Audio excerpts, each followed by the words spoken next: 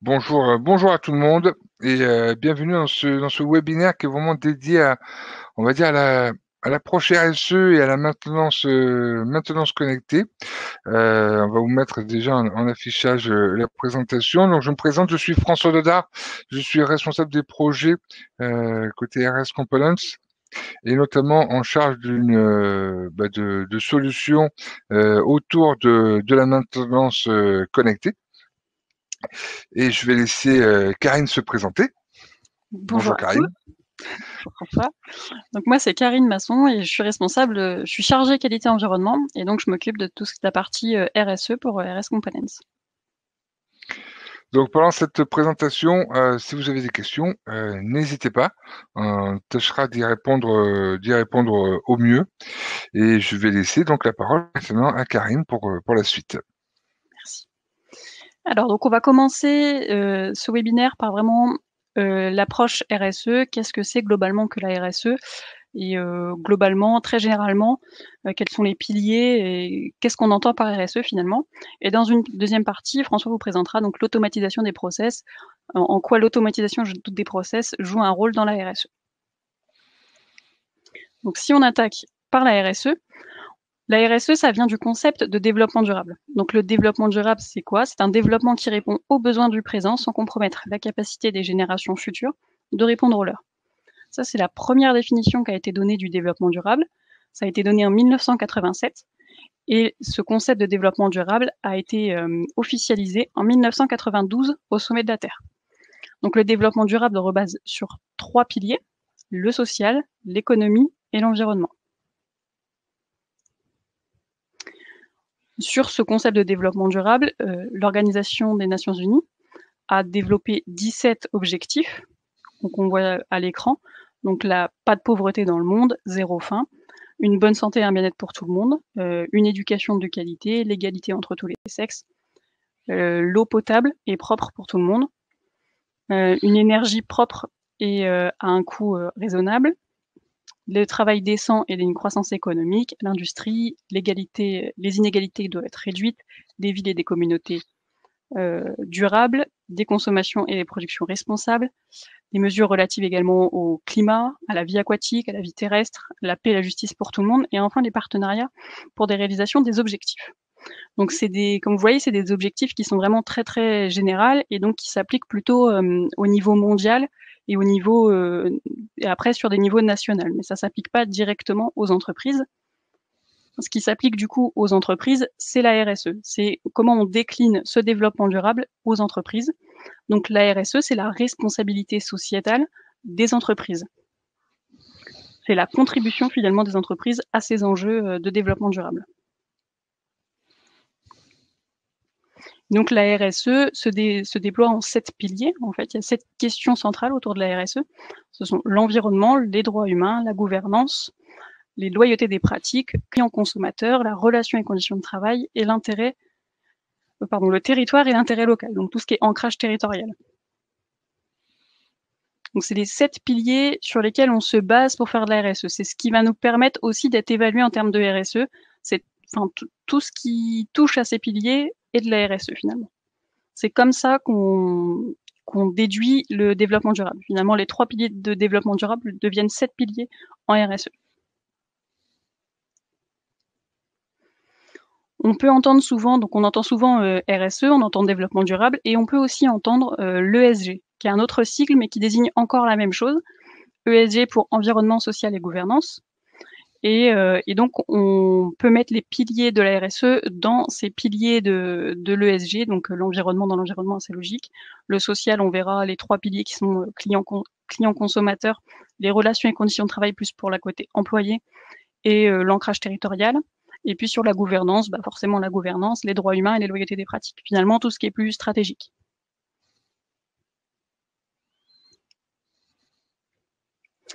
Donc là, on va rentrer dans comment nous, ARS, on applique la RSE. Qu'est-ce qu'on fait finalement pour cette RSE? Donc si on part sur le pilier environnement pour commencer, chez RS, on a des ruches, on a 7 ruches, et donc une jachère fleurie à côté pour que les abeilles puissent butiner. On a un plan de mobilité en place pour nos salariés. On a la valorisation des déchets, forcément, avec le tri et le recyclage. Et on suit notre impact carbone, c'est-à-dire nos émissions de carbone, comment on pollue, en fait, à quelle quantité on pollue et qu'est-ce qu'on fait pour limiter ça. Je détaillerai un petit peu plus le plan de mobilité juste après.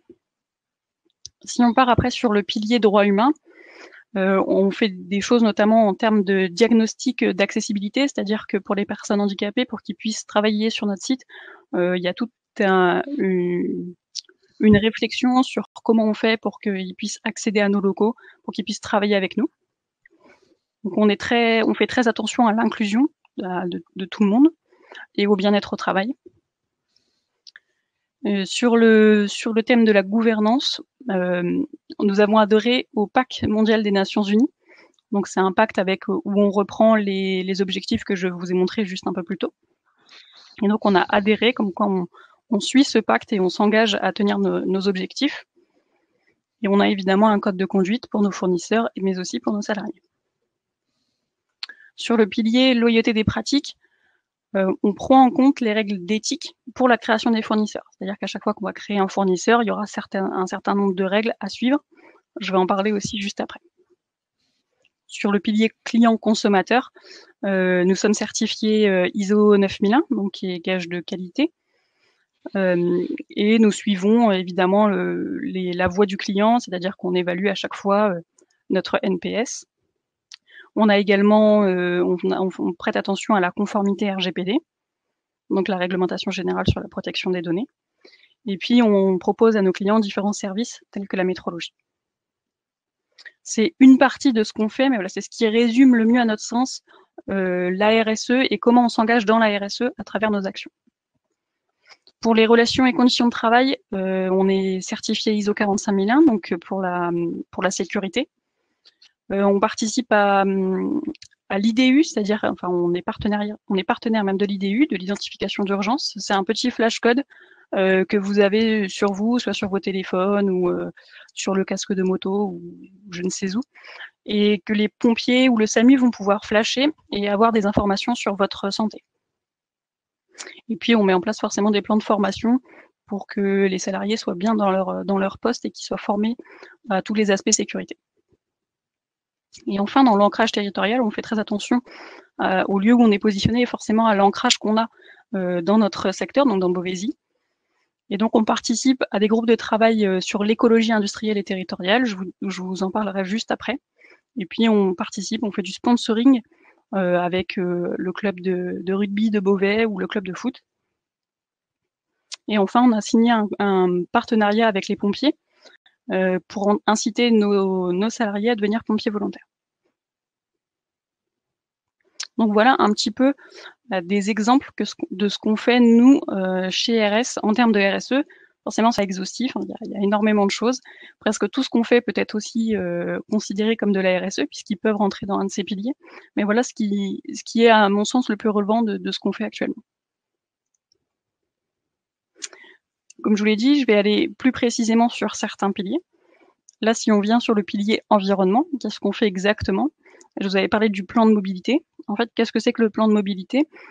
On a une réflexion sur comment nos salariés font pour se déplacer. Il faut savoir que le déplacement des salariés sur le poste de travail, c'est le deuxième impact carbone. Notre deuxième plus gros impact carbone. Donc pour ça, on utilise on a un plan, on réfléchit et on essaye de limiter cet impact, notamment via Klaxit. Donc Klaxit, c'est une entreprise de covoiturage. Donc il y a un partenariat qui est signé avec le Beauvaisis et on permet aux salariés de se trouver pour pouvoir covoiturer ensemble sans que le covoitureur paye son trajet. Pour des petits trajets, le covoitureur n'a pas à payer. La personne qui conduit est indemnisée et ça nous permet de covoiturer, donc de limiter notre impact carbone. On a également 2 bornes électriques sur le site pour que nos salariés forcément utilisent des voitures électriques ou hybrides. On a aussi des véhicules en autopartage. Donc, on a un véhicule électrique et 2 véhicules hybrides qui sont à disposition de nos salariés s'ils veulent les utiliser déjà d'abord pour les déplacements professionnels. Et puis, ils sont en autopartage le week-end. S'ils ont besoin d'un véhicule le week-end, ils peuvent emprunter les véhicules électriques et hybrides pour se déplacer. Et enfin, on communique sur tout ce qui est bon plan transport, c'est-à-dire tous les aides régionales, locales qu'il peut y avoir sur le transport, notamment sur l'achat de vélos électriques, sur les abonnements, par exemple, sur les autoroutes, etc. Voilà un petit peu ce qu'on fait autour de l'enviro et donc du plan de mobilité pour diminuer notre impact carbone.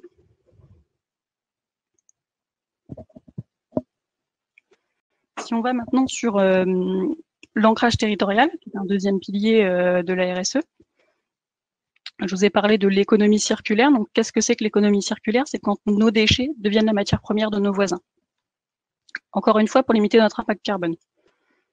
Quand plutôt que nos déchets soient jetés, incinérés en général, on préfère qu'ils soient réutilisés en tant que matière première, ce qui permet un recyclage et une valorisation matière. Donc l'économie circulaire, finalement, c'est que RS donc, travaille avec le Beauvaisis et donc toutes les grandes entreprises du Beauvaisis pour échanger un peu sur nos pratiques et pour réfléchir à l'économie de demain. Et du coup, on travaille avec des entreprises locales pour qu'ils réutilisent nos déchets. C'est ce qu'on a fait par exemple avec Signat, qui est une entreprise qui produit des plaques d'isolation. Et on avait un gisement important de polystyrène dans l'emballage de nos écrans d'informatique. Et donc, on a fourni tout ce polystyrène à Signat, qu'ils ont réutilisé donc pour les plaques d'isolation. Ce qui permet que nos déchets sont devenus leur matière première. Et donc, on a fait zéro déchet finalement. Voilà un exemple de ce qui se fait chez RS, mais voilà, c'est juste un exemple. On fait beaucoup de choses de ce type pour limiter encore une fois nos déchets.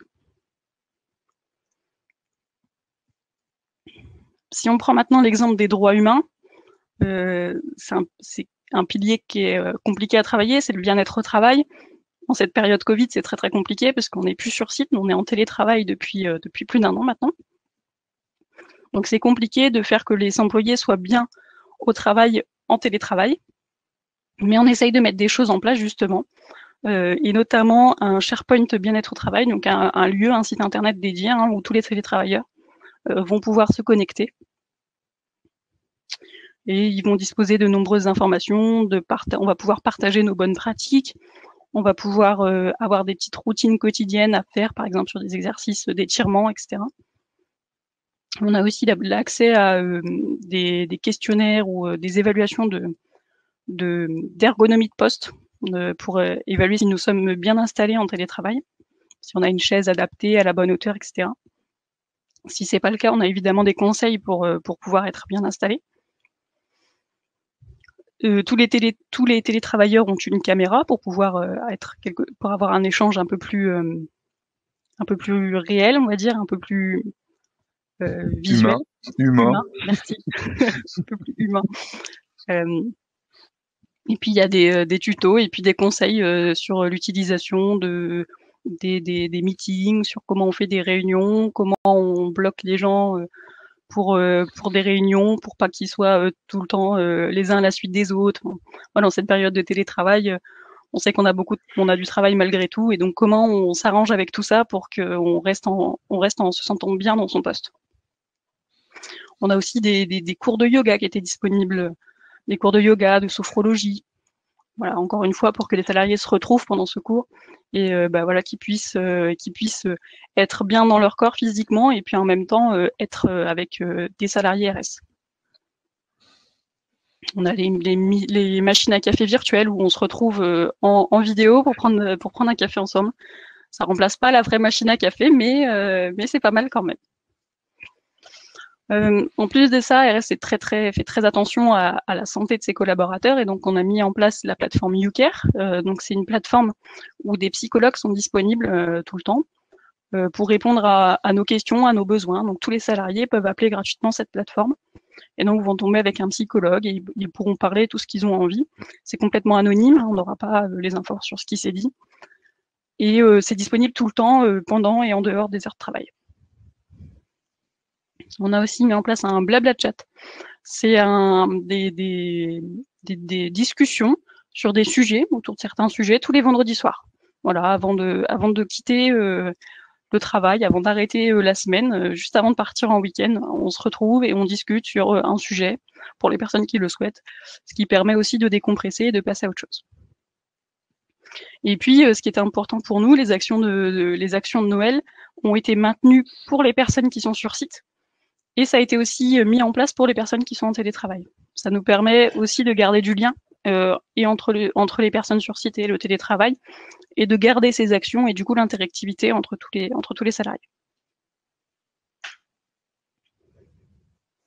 Maintenant, je vais vous parler un petit peu des outils qui sont utiles dans la RSE. Donc, notamment le rapport RSE.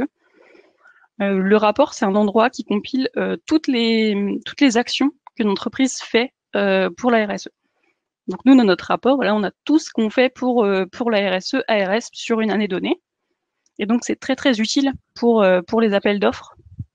Lorsqu'on répond soit aux appels d'offres de clients, soit de marché public, c'est très utile pour nos commerciaux, voilà, d'avoir accès à tout ce qu'on fait pour pouvoir répondre. Il faut savoir que dans l'appel d'offres, la notation RSE, donc ce qu'on appelle notation RSE, c'est notre politique et ce qu'on fait, compte pour une grosse partie de la note finale. Donc c'est très intéressant de pouvoir avoir ce rapport et donc pour pouvoir répondre très très rapidement aux appels d'offres. Sur ce rapport, on a découpé les 7 piliers de la RSE et dans chaque pilier, on a toutes les actions qu'RS met en place.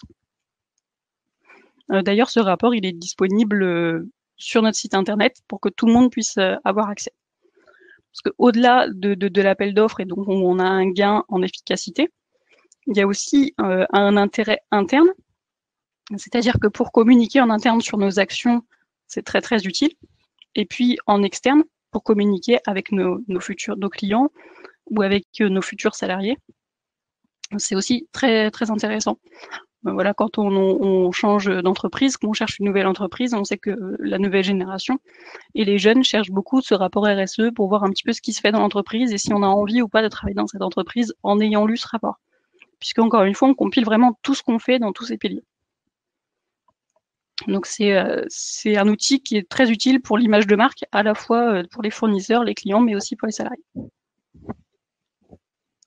Et donc, comme je l'ai dit, ce rapport est disponible sur notre site internet pour tout le monde, et donc est utilisé à la fois en interne et à la fois en externe. C'est l'avantage un petit peu de cet outil.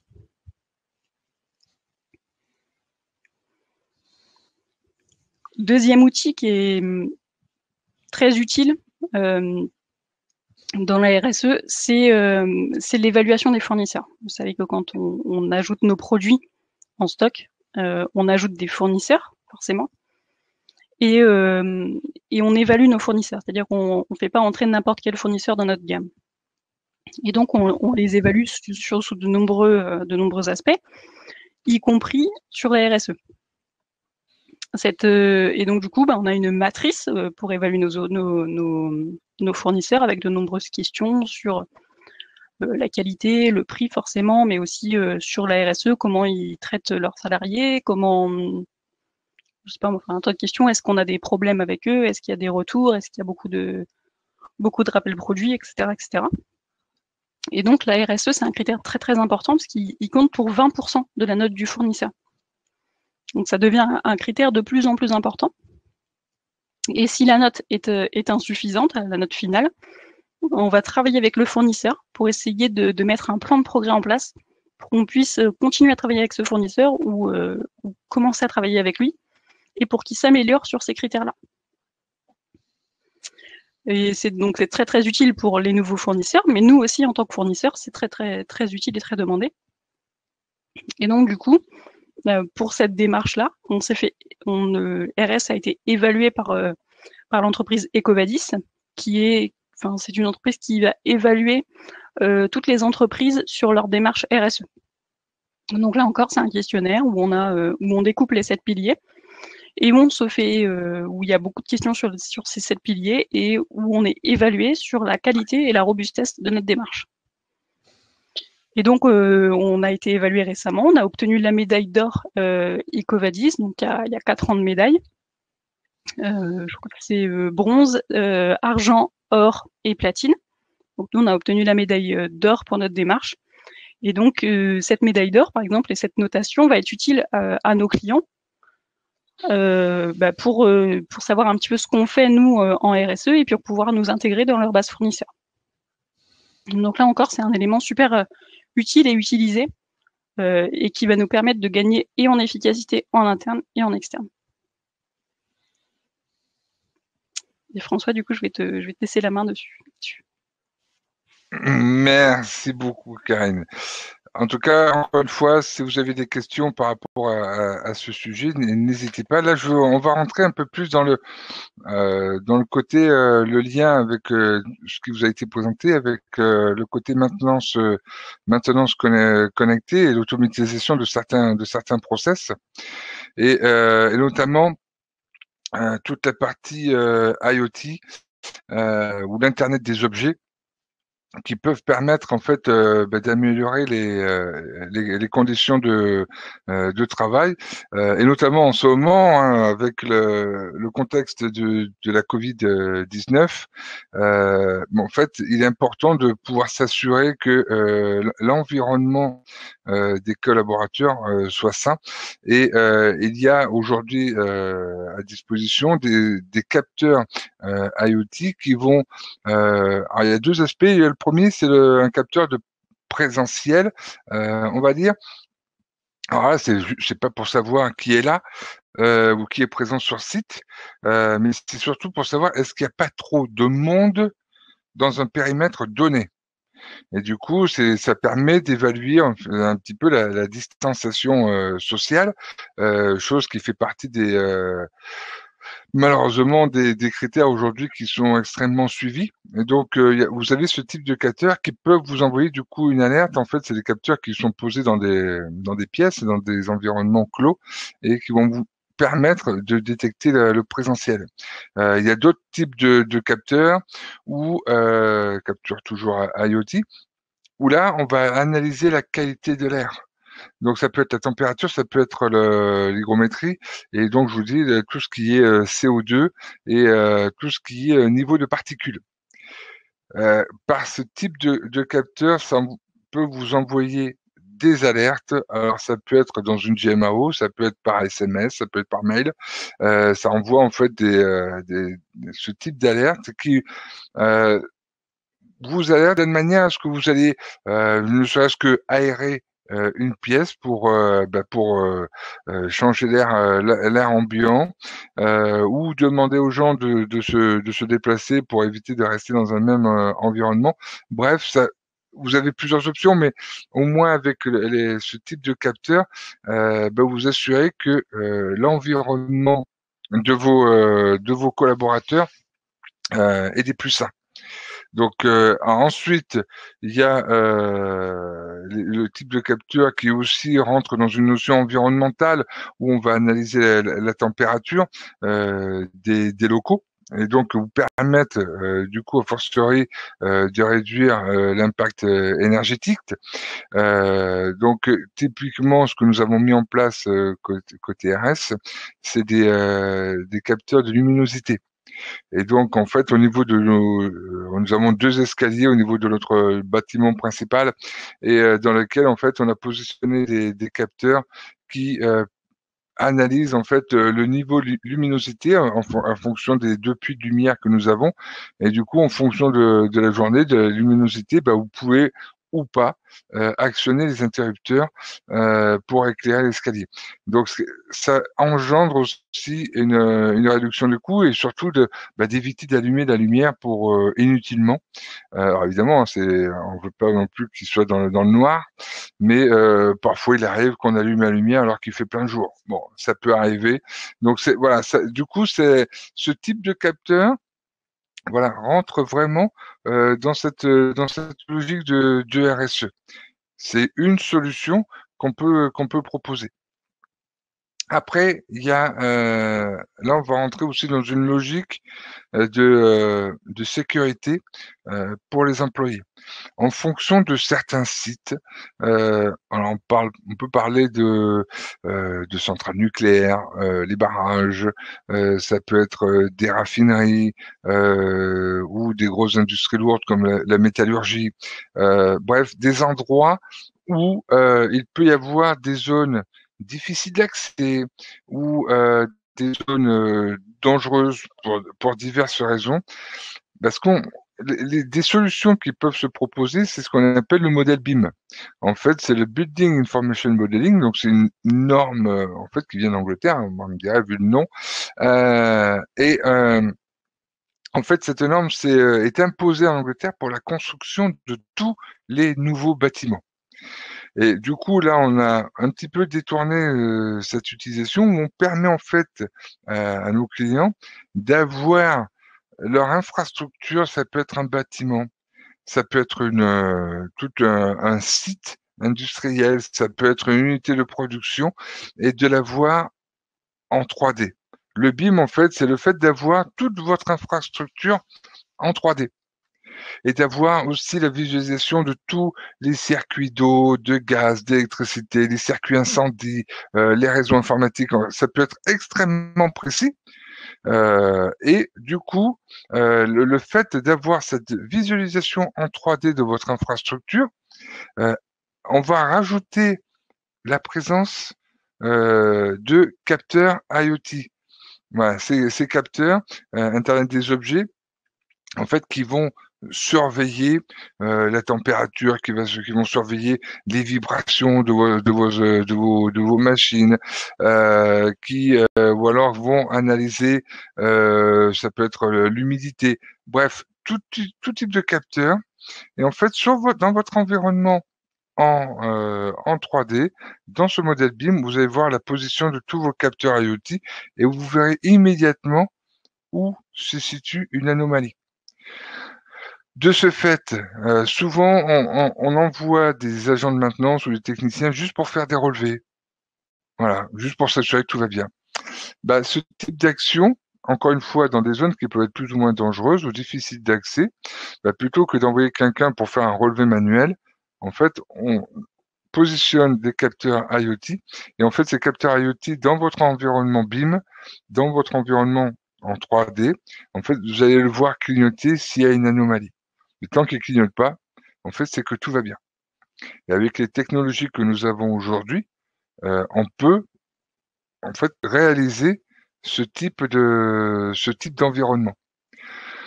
Et là, on peut aller aussi plus loin, c'est-à-dire d'avoir votre infrastructure toujours en 3D avec le positionnement de vos capteurs IoT dans la GMAO Mobility Work. Donc, vous avez votre GMAO, vous avez votre infrastructure en 3D. Encore une fois, ça peut être l'unité de production, ça peut être votre bâtiment avec tous les bureaux. Et là, vous pouvez surveiller à distance tout ce qui se passe. La qualité de l'air, les zones dangereuses, les taux d'humidité. Et tous ces points-là rentrent dans une logique de RSE. C'est le confort des employés, c'est la sécurité des employés, c'est la sécurité de votre site. Et tout ça, vous pouvez le contrôler à distance. C'est pour ça qu'on est vraiment là, on automatise, voilà, tout ce contrôle à distance de votre infrastructure.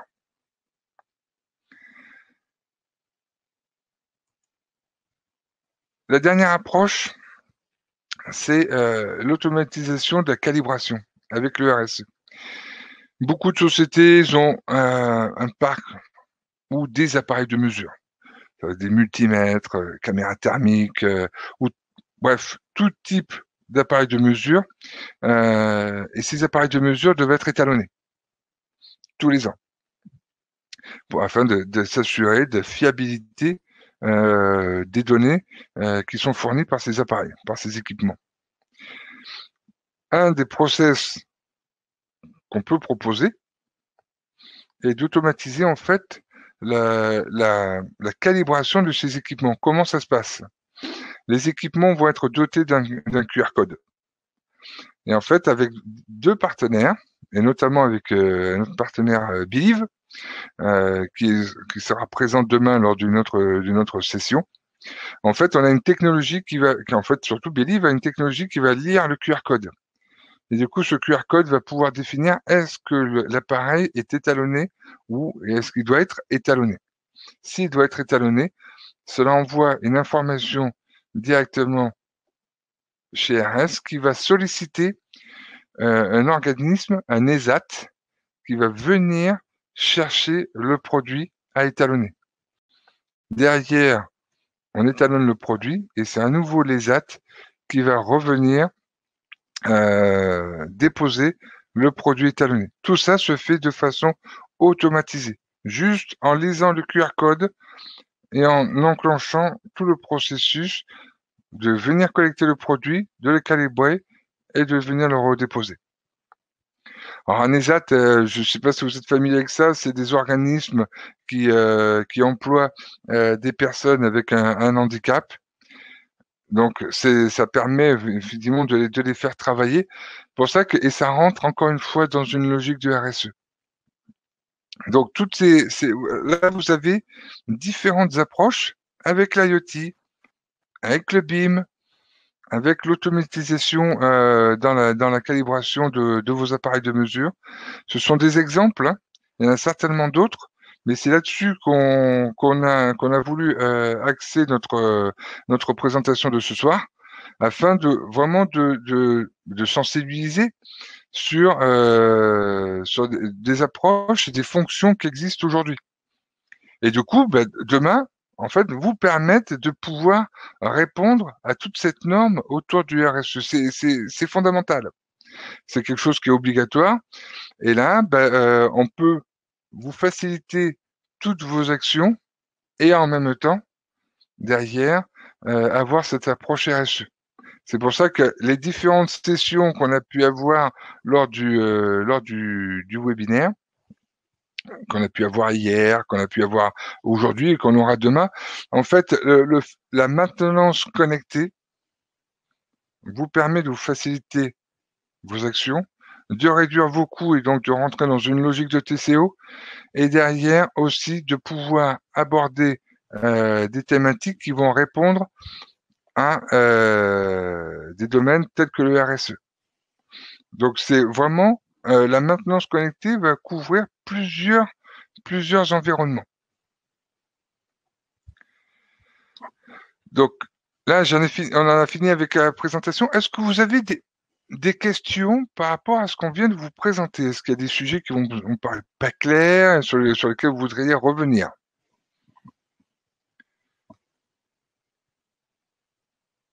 N'hésitez pas, c'est l'occasion. Après, sachez que de toute façon, cette présentation vous sera envoyée. Donc, si vous avez des questions après coup, n'hésitez pas à nous contacter. On se fera un plaisir de vous y répondre. Ensuite, voilà, je vous invite vraiment, il y a encore 5 sessions, 5 webinaires demain. Donc, n'hésitez pas à vous inscrire, hein. Il y a un webinaire qui est dédié à l'IoT et les pièges à éviter sur l'IoT. Il y a des webinaires dédiés justement à l'environnement du BIM et les enjeux. Il y en a un qui est vraiment dédié à toute la partie analyse des stocks et de la rotation des pièces détachées, ou un autre webinaire dédié à la mise à disposition de vos équipements 24 heures sur 24, non, enfin des équipements ou des pièces détachées dédiées à la maintenance. Tout ça automatisé et tout ça, toutes ces solutions qui sont connectées. Donc n'hésitez pas à vous inscrire sur les sessions de demain. Alors, le côté, la question sur l'impact carbone, effectivement, c'est une bonne question et ça fait partie des sujets qu'on nous a demandé de traiter il y a quelques jours, où le fait de mettre en place des capteurs IoT, en fait, est-ce que ça peut permettre d'avoir un impact au niveau carbone et de réduire cet impact. Donc ça, c'est quelque chose qu'on doit calculer. Effectivement, on l'a pas encore. On l'a pas encore, mais ça fait partie des prochains axes de travail sur cette maintenance connectée.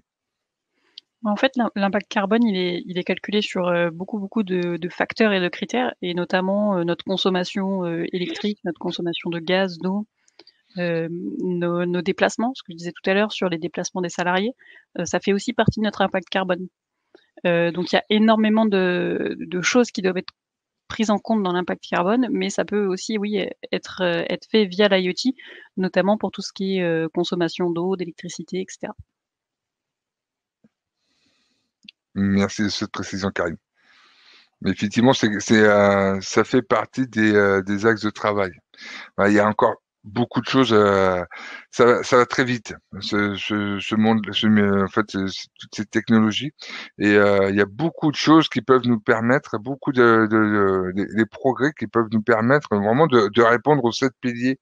Alors peut-être pas forcément aux 7, mais à certains des piliers du RSE qui ont été évoqués précédemment. Ben, écoutez, je vous remercie beaucoup. Merci Karine pour ta présentation.